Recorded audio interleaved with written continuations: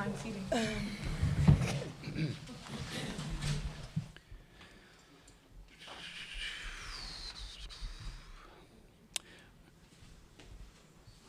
All right, we'll go ahead and get going. A reminder that there's no recordings during the press conferences. Please silence all cell phones and electronic devices.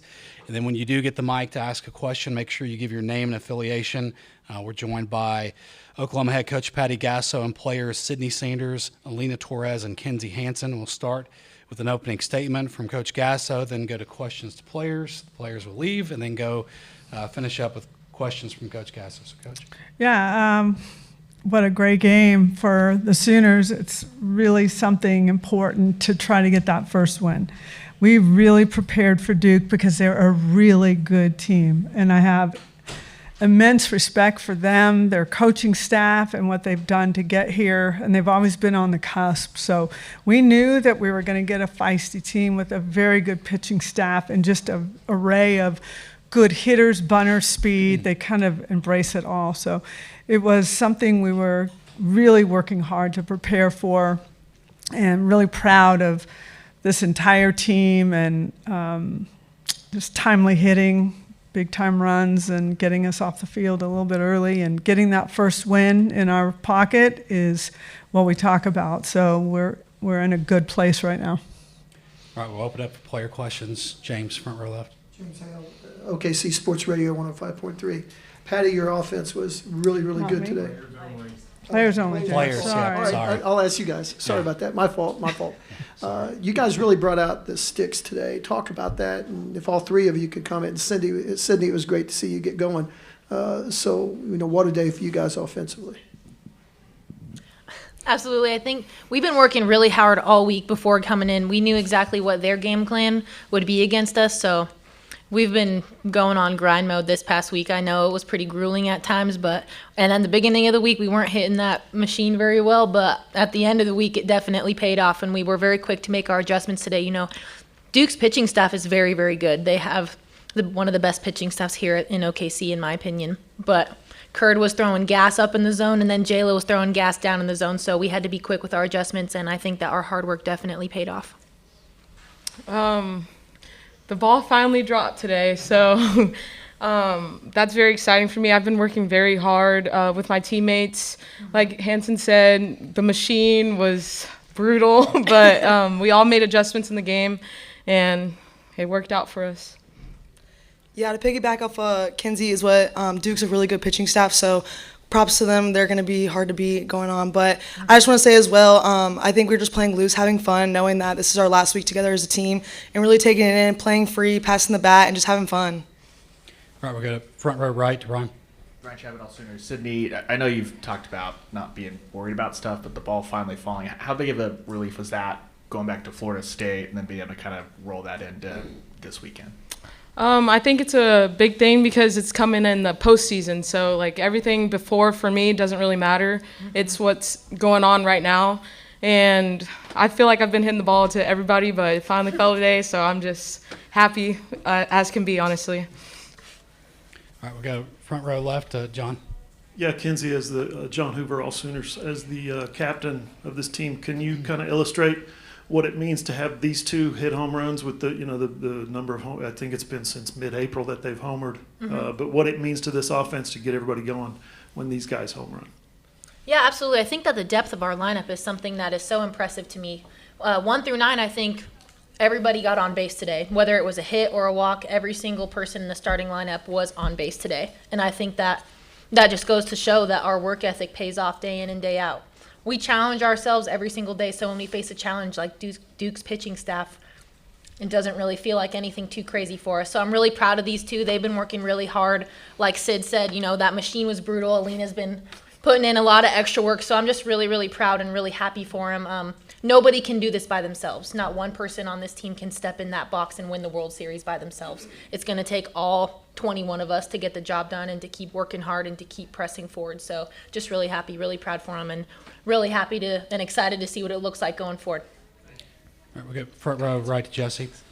Jesse Crittenden, OU Insider. Kinzie, I wanted to ask you about Kirsten. Just how important was it to see her come out of the pen today and have some success today? Yeah, for sure. Like I said, I said not one person can win it on in the box, but not one person can win it on the mound either. So, Kelly would say that she didn't have her best day. I would say that her drop ball was moving pretty nice from behind the plate, but it's really good to be able to bounce pitchers off of each other. So KD came in that clutch situation with the bases loaded and got us out of there. And I think that she was spinning the ball really well. I have a lot of fun when both of them are on the mound. So I thought it was really fun. Jada made that great diving catch. So our defense was on fire today. So just being able to see all three pieces of our game work together and kind of weave together, especially in the postseason at the World Series, it's beautiful. So just really excited for the next few games. All right, we'll go front row left to Barry. Yeah, Barry Trammell, Tulsa World. Cydney and Alynah, you guys hit your 3 home runs in a 6-batter stretch. Is there such a and I realize it's over 2 innings, but is there such a thing as momentum in this kind of stuff? And if there is, can you two explain how that works? Yeah, I would say momentum's a really big thing. I think when the next person or the person in front of you when you're on deck and seeing the way they're taking their hacks, it kind of gives you confidence and gives everybody else in the dugout confidence. So I think it's cool how we talk to each other in between every pitch and just trusting what we're doing, and we're all in it. All 21 of us are in every single pitch. That's what makes it super fun. So knowing we can pass the bat and not putting too much pressure on ourselves is probably key to why our team is so good, because we know that one at bat's not going to change the whole game. So yeah. I feel like momentum is like anything, like a pitch that gets called for a strike, a hard swing, anything that Alynah said, like passing the bat, everything. We can create momentum off of any little thing, really. It's not just like hitting or fielding. It's kind of both, everything. All right, this will be our last question from players, front row right. Ryan Aber from the Oklahoman. Kinzie, you talked about adjusting to Jayla. What was that adjustment process like? I think Ella said something to you before that at bat. What did she let you know? And just walk us through that at bat. And then for Cydney and Alynah, just how important was that to sort of lift the cap off this offense? Yeah, definitely. I think that it's important to acknowledge, like I said, their staff's one of the best staffs here.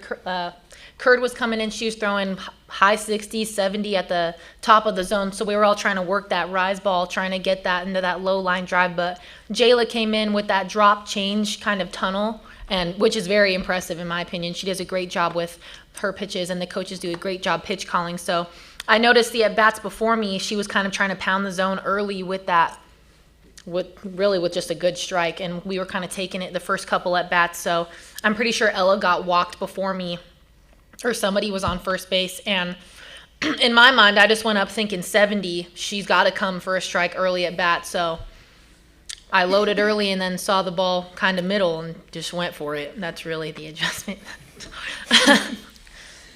Yeah, I think we prepped really well. Our coaches did a really good job for us coming into this game. And once again, we want to say that Duke's pitching staff is legit. I think they are tough. So us being able to practice the way we did and really put our game plan to it was awesome. But I think honestly we were just playing free and knowing that, hey, we just need to pass the bat, hard hits, make the defense work, and have a good time while you're doing it. I'd say just believing in yourself, believing in each other was a big part of this game. Yeah, I hit the ball, but look at what everyone else did. It's not I don't see it as just what I did. I see it as a team process throughout the whole game. Jada started off the game with a hard hit, and that just kept building momentum throughout the game. So I feel like we all made adjustments by the end of the game. Thank you, players. Thank you. Thanks, guys. You don't need me after that.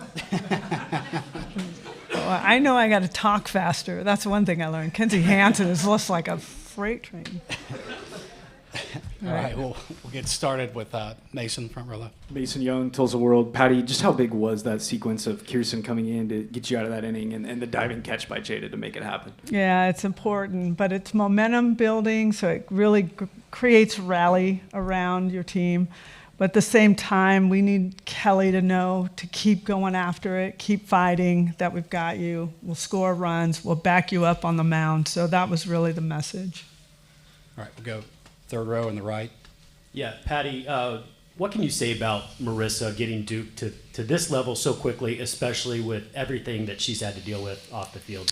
Yeah, wow. I've known her since she was a high school kid. I actually tried to recruit her. She didn't have any idea where Oklahoma was. She was living a good life out in California, but watched her, followed her career, phenomenal pitcher. Watched her coaching career. I knew she was going to be really special because she just was a real competitor. And when she got the Duke job, she really did a great job of recruiting and building it. She's gone through some really, really horrific times with the health of her husband, and she's trying to balance being a mom, a wife, a coach, and so many things in such a very difficult time. So to me, it's more than softball. She's just a great example of a woman battling for her family, battling for her team. So I respect what she's done through all that to still get her team here, and I really hope they keep going. All right, we'll go front row left, Barry. Strange question. You've played a lot of games here. You've had a whole lot of home runs hit into those left field bleachers in the World Series. Before today, what comes to mind when you think of an OU home run hit into those bleachers? Jocelyn Allo, Lauren Chamberlain. I mean, they were just monster, big home runs, very meaningful, walk-off type swings. Tulsa World, huh? That's it. I didn't know that. You didn't know? I know. Well, if Kelly Maxwell can switch sides at Bedlam, I can go to work for the world. Well, start reading. Okay. Go to front row right to Jesse.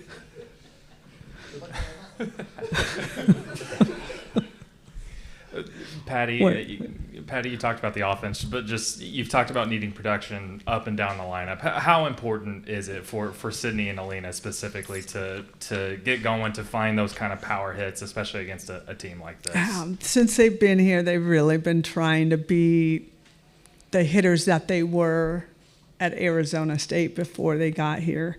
And it really doesn't matter to me what you've done through the season. This is where everyone's going to remember it. So for here, they get another redo. I get to start over. This is a redo. For Sid Sanders, I am thrilled because I tell you, every time she takes a swing, everybody's like, whoa, a swing and miss. Sometimes she'll cheat herself, but she really was focused. You could feel that. She had good BP. A good week of practice. Alynah just loves big moments too, so I'm really excited for both of them going forward. The catalyst today was Jada Coleman. I don't think anyone's really talking much about her, but she was really doing a great job in the leadoff spot as well. All right, we'll go to second row on the left to Joe. Over here. Joe Masato, the Oklahoman. Patty, this obviously sets up OU versus UCLA, a marquee matchup in the World Series, historic matchup. Just wanted to get your thoughts on this year's Bruins squad and also just kind of the history of the. We have a big history here at the World Series, without question. Very respectful. A lot of our players know their players. They probably know more UCLA players than any other team, so there's that connection. Absolute respect. And I got to tell you, too, I just respect the Big 12. The Big 12 started softball, really. That's kind of what I was watching when I would come here to the World Series. It was always UCLA and Arizona, and they are the stepping stones that led to other teams.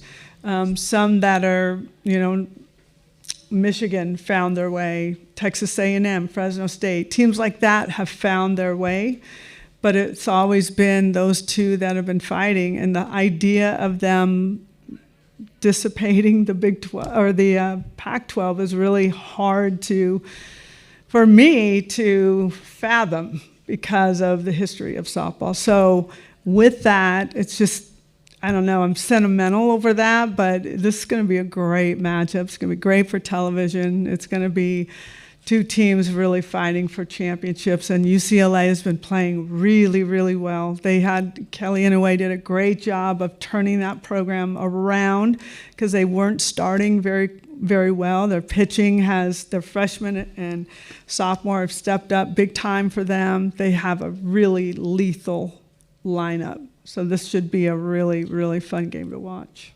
Okay. Have time for two more. We'll go to Ryan on the front row on the right. Patty, you mentioned Jada, what she did at the top of the lineup, what she did in center to help out Kirsten.